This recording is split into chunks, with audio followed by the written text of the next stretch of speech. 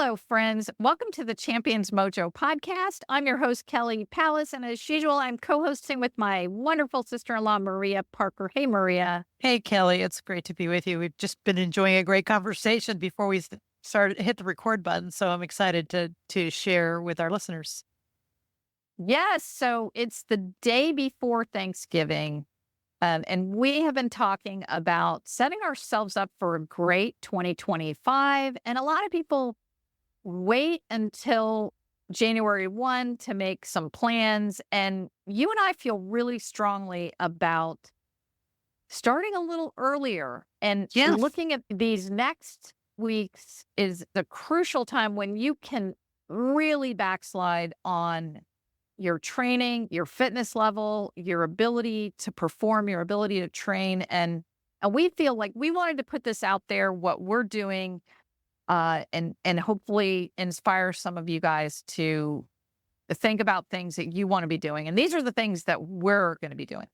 Right. And for me, this is something I think about because my birthday is early in the year, and my birthday is an important day for me. It's in February, so I'm often going through the holidays thinking I do not want to feel bad in February. So this is a great time to take kind of advantage of the holidays offer a lot of advantages for us. Sometimes I think we use them as excuses to, like you said, backslide or, to overeat or whatever, but it's also an advantage. You have more free time, more time to, think and do the things that you want to do. So you should think of these next 6 weeks as a great opportunity to start some good habits.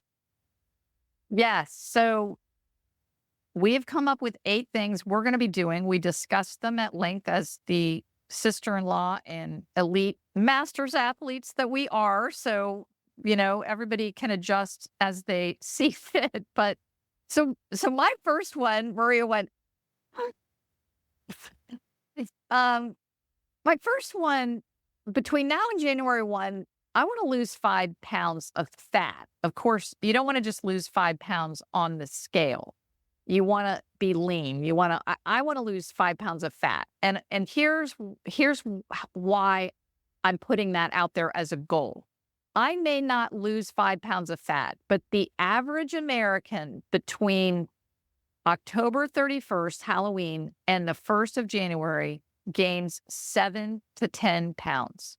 So if I just have the goal of, okay, I'm going to try to lose weight during the holidays, then maybe I won't go back for a second, piece of pie, or maybe I won't overeat where it's like saying, oh, I want to break 530 and the 500 free. That's kind of a stretch goal for me. But if I aim for 530, maybe I'll go 535. And that's what I'm doing with this lose 5 pounds. Also, I will say that many of the swimmers that we interview, that have done elite performances, one of the things we ask them, Maria, you remember, and I'm specifically thinking of Amy Rieger. She just blew everybody's doors off and did some amazing times as she turned 60. And we asked her what was one of the secrets. She said, I lost that 5 pounds that I just needed. And so, I'm not saying that that's something that is a must, but I feel like if I just put that goal out there to lose some weight, maybe I won't gain the 7 pounds that could happen. Maria, okay, why did you give me a big Well, I think, people, this is a sensitive topic, but I think the people who don't need to lose 5 pounds because they're ripped. They already know the tips and tricks for getting through the holidays without gaining 7 pounds.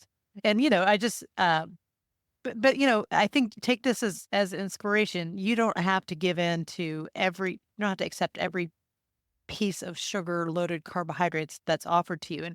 And for me, a very simple thing is like, just don't keep it around the house. Like, yeah, on Thanksgiving, we're going to have pie. I'll have a piece of pie, but I'm not storing the leftovers in my fridge. I'm giving them away. And that keeps me on track for what you're talking about, Kelly. Yeah, and one of the secrets that I do when, tomorrow again, Thanksgiving, tons of stuff. And Mark and I are in charge of bringing all the desserts. So we have 5 pies for about 20 people. And I try never to go into a big buffet type situation starving. Like Right. I don't, I just go in hungry, but not starving. So maybe before I leave for that, I will, you know, have a little small bit of yogurt or eat 5 almonds or something, that I'm not starving when I get there is kind of one of the ways that I'm able to not just overeat like crazy. So anyway, that was number 1. Solution else that was mine. Maria, you came up with number 2. Tell us about that. Well, I think again, this is a great opportunity. Your schedule's different than it normally is, but you really need to stay consistent with your training. And that doesn't mean you have to do the training at the same time. If you can sleep in or whatever, or take advantage of some of the midday daylight, do that. But don't stop training. And for a lot of us, this means, training on travel days and training when we're, training on days when we have guests, for instance. And my family now and my extended family, they all know that I'm going to work out. That's just part of, and we try to include that as part of for instance, tomorrow is Thanksgiving and it's going to start out with a big run, a big family group run. I'm not running because I've had knee surgery, but I'll be keeping the grandkids while everybody else goes for a run. And I just think if you establish things like that, that's going to get you through this holiday and also all the holidays coming. Don't forget to train. And also, this is a tip I tell myself. If I don't train, I'm going to feel cranky and irritable, which is not how I want to feel in the holidays.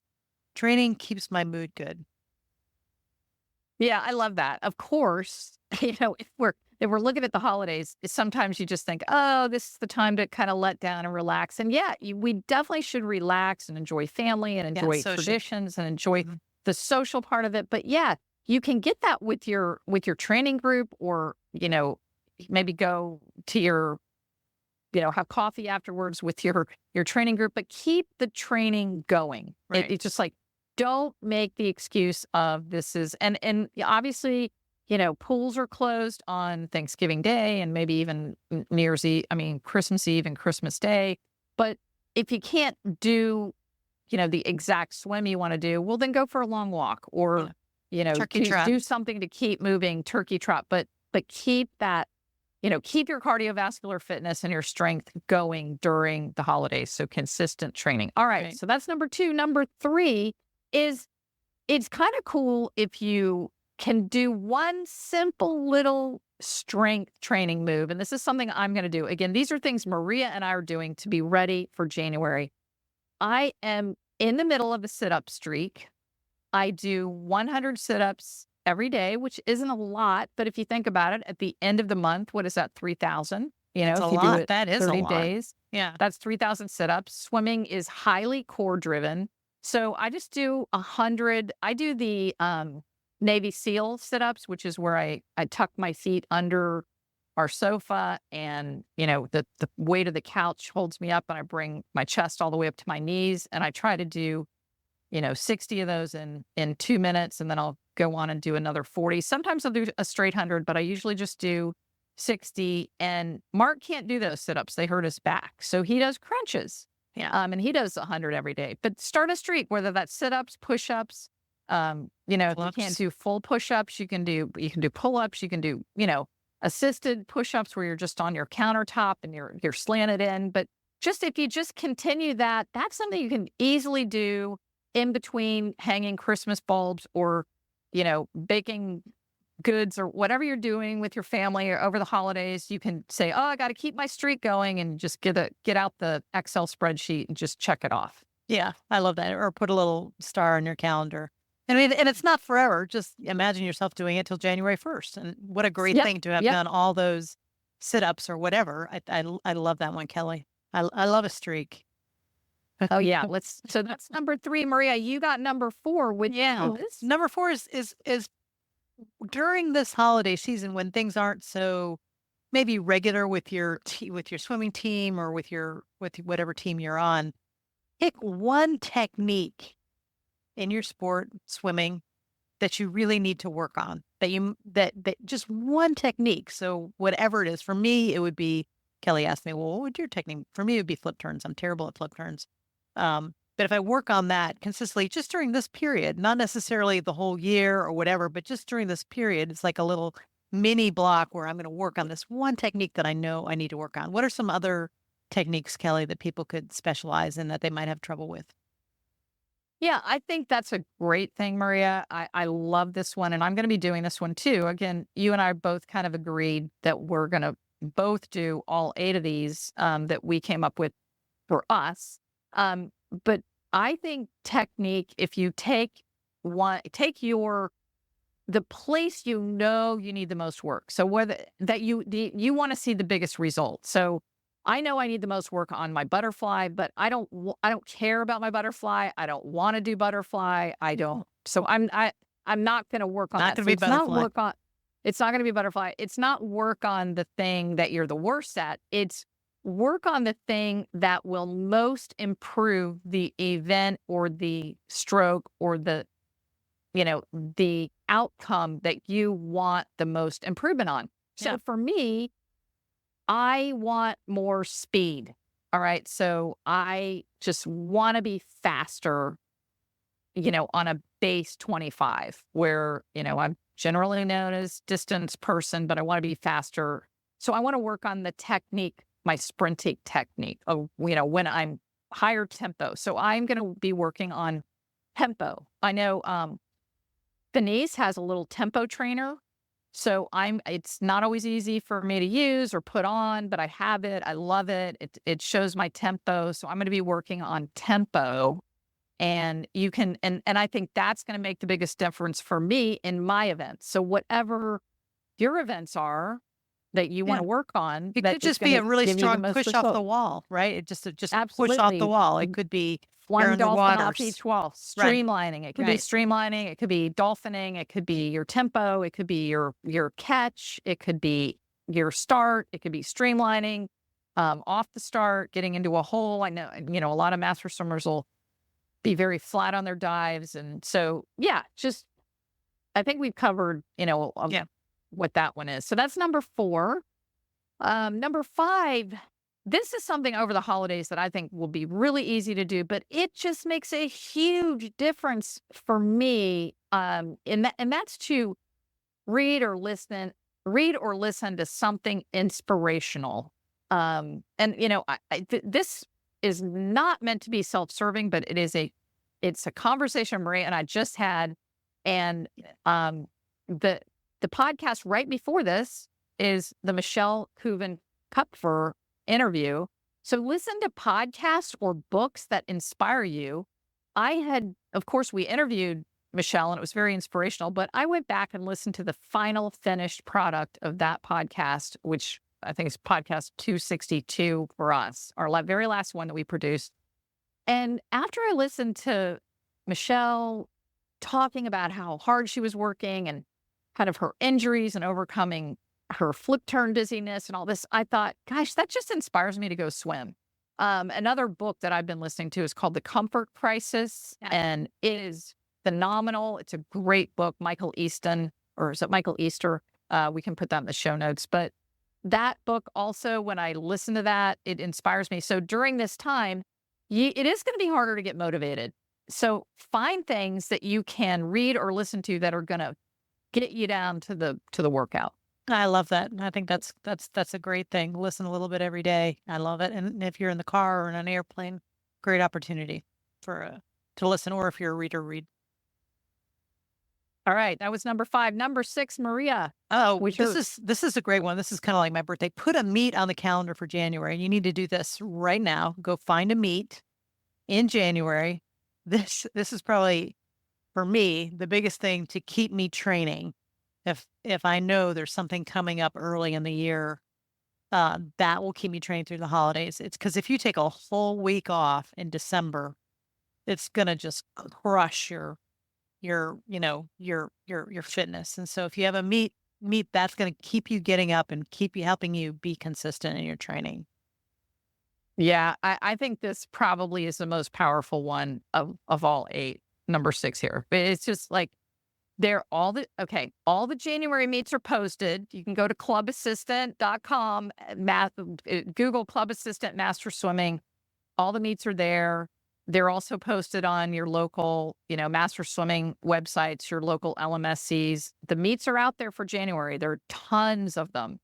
And some are short course meters, which is, a great venue to do. Most of them are probably short course yards, but put a meet on the calendar or put 2 meets on the calendar because, when there's something on the calendar, it's gonna motivate you to get down to the pool. So, Right. that is we're both doing it. So Yeah. Yeah. that's a really peak one. All right, so that was your number 6. My number 7 is schedule some time to do body work. Maybe you're watching Christmas movies or holiday movies or just hanging out chatting. What's wrong with doing some serious deep stretching, working with a massage gun, but really taking care of your body and the sitting, when you're visiting, why not do like Mark and I are into this thing called primal squatting. So when we are talking, sometimes we'll get in the primal squat. If you don't know what a primal squat is, just Google it. It's great for your lower back, for stretching, your Yeah. quadriceps and your hamstrings. Massage gun. Obviously, you could get a massage if you want to do that, but take care of your body because the more you take care of your body, the less you're going to be injured, the better you're going to feel in practice. All of it comes together. But I think taking care of our bodies through stretching, yoga, massaging is important. Yeah. I was going to say, extend that to yoga and massage. That's with your consistent training and your streaking on your whatever it is you're doing, you're going to need a stretch. And I love that, just take time for body work. And it's something you can do socially, while you're visiting with family. So, okay, that's great. Oh, last one. This is, this one is really, Kelly's, but, swim really fast You once a need it, week. Maria, Maria, Yeah. you agreed to it. Yeah. I agree to it. But this is something that's kind of consistent. It's not just for me, most people know that my main sport is cycling. This is true for any sport. Like especially those of us who have sort of slipped into the endurance, like, long and slow because we like the fitness and we like the psychological getting out there and doing it fast once a week, hard and fast once a week. It's good for you. It wakes your muscles up. It'll improve everything. And this is true for swimming and cycling and running and any sport that you do. Bring some bounce into it. Yeah, so that is number 8. Get really fast once a week, whether Yes, get like, fast. in any sport, swim fast once a week. And, obviously a lot of training schedules, seasonal training schedules have kind of these big yardage blocks over the holidays. And that's totally cool. I mean, if your consistent training includes swimming a lot of yards over the holiday season, that's cool, but you still should swim fast once a week. That's what we're going to try to do, which is really fast. Like we're talking, 850s on 5 minutes all out, or 1025s on 2 minutes, just as fast as you can go. Again, getting that tempo, getting that speed, feeling what it feels like to be completely Move exhausted. fast. Mark was saying to me the other day, he's like, "Oh gosh, I saw you doing those hundreds on that interval." And he said, "I looked over and you were floating on your back, just sucking air." And I was like, if you can envision yourself that exhausted where you're just like, you cannot even stand up in your lane. You just have to throw your body back. You're floating on the water and you're just sucking air in because you're so exhausted. That's the type of effort we're talking about there. So That sounds like yeah. fun. Yeah, I know, Maria. That's right up your alley. You love this stuff. Yeah. Well, so anyway, these are what we're gonna do, and hopefully, we'll see how they go. But Yeah. I think these are some powerful things. And if Yeah. listeners out there, what are you guys doing? Drop us an email or post it on Instagram. We're gonna, post on Instagram. That's usually where we are. And we so appreciate you guys, on Thanksgiving. We're really grateful and thankful for you guys being with us. We're Yes, going we into are. our sixth year in 2025. Maria, what are your Can't thoughts on believe our that. great? Yeah, absolutely. And I think spending some time reflecting on being able to swim, being able to ride, being able to run, such a great thing to be able to. And if you're grateful for it, then you're not going to give it up easily. Yeah. Yeah. So, All right, Maria. Well, we will not be together on Thanksgiving, but I will be with a bunch of our family Yeah. who will miss you. And Yeah. Have a but wonderful time. yeah, but we will see each other soon. And I love you so much. I love you too, Kelly. Take care. All right, bye bye. Bye bye.